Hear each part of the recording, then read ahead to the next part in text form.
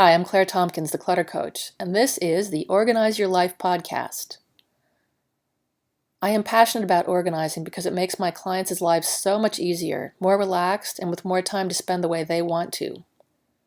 That's what organizing is all about, not about being neat or having the right containers. It's about getting more time for what matters to you. My specialty is chunking down this big topic so it's not overwhelming. That's the concept behind my book, 5 Minutes to a Relaxing Bedroom.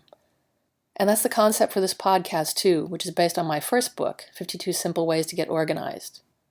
Both books are available on my website and on Amazon. In every podcast, I'll lay out a simple organizing concept and tell you why it's important.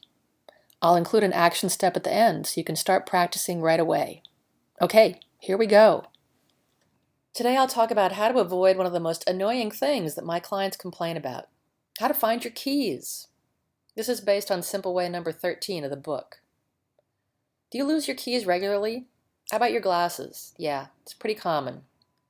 One major way that this happens is that you say to yourself mentally, but only half paying attention, I'll just set these down for a sec.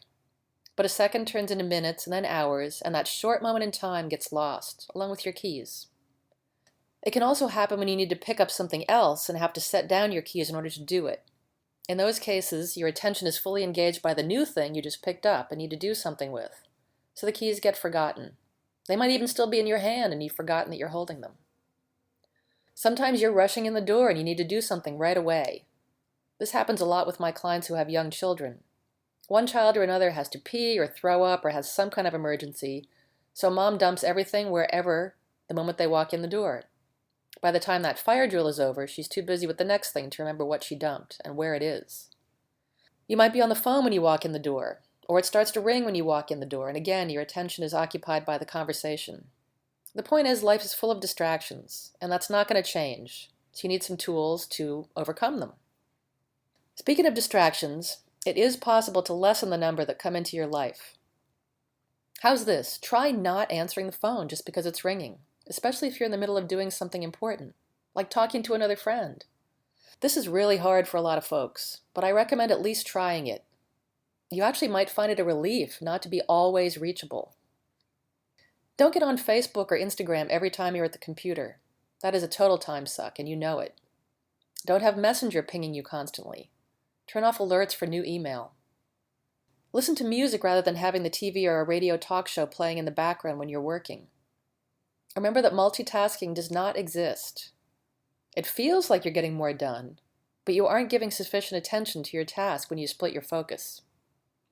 And if you think you have ADHD, think again. Studies show that less than 5% of the adult population has it. Even if it's double that amount, your chances are still only 1 in 10. That said, the distractions of modern life can make people feel like they have ADHD. The good news is you most likely don't, and that means that you can learn some new habits rather than taking drugs.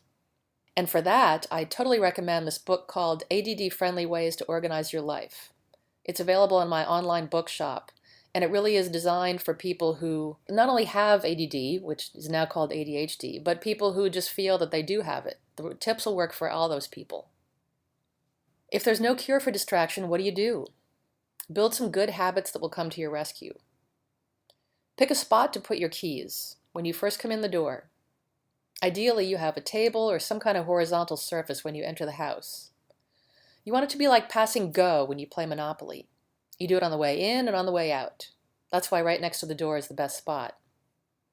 Make it convenient, attractive, and easy to use. This is essential. It has to be convenient or you won't do it. This is an organizing truism. Anytime you're trying to develop some kind of new habit, make it convenient, because that is the truth. Same for easy to use. You might be tempted by a lovely wooden box that has a lid, but just lifting that lid each time will get to be too much, and you'll end up putting the keys on top of it. So just cut to the chase, get an open container, a pretty dish, a small basket, a nice box that doesn't have a lid. This is the entry to your home, and it will improve your mood to see something that you think is beautiful the moment you come in. Make sure the spot you choose won't be covered up by something else, like a pile of mail. That's why a container is a good idea. Using a container rather than just the corner of a table indicates that you've marked off this spot just for storing this one thing. If there's no place for a table, put a coat rack on the wall or the back of the door. Get one that will work for your needs. I suggest at least 3 hooks, one for a coat or jacket, one for your bag, one for your keys. If you'd like a spot for glasses too, there are racks that have a narrow shelf on the top. If you're used to dropping everything on a chair, try putting a chair near the front door and use that as your dedicated dumping chair. One of my clients just screwed a single hook into the wall near the door for her keys. It can be as simple as that. Your action step this week is to choose a spot and a key container. Try it for a week and see how it works. Is it nice to look at? Is it handy to use? Do you use it? If not, pay attention to why not and see if you can make it foolproof. Test different things. Hey, thanks for listening. I'm Claire Tompkins, the Clutter Coach. If you like the show, I'd love it if you'd leave a rating and a review in iTunes. You can subscribe, too, so the podcast will be ready and waiting for you to listen to it.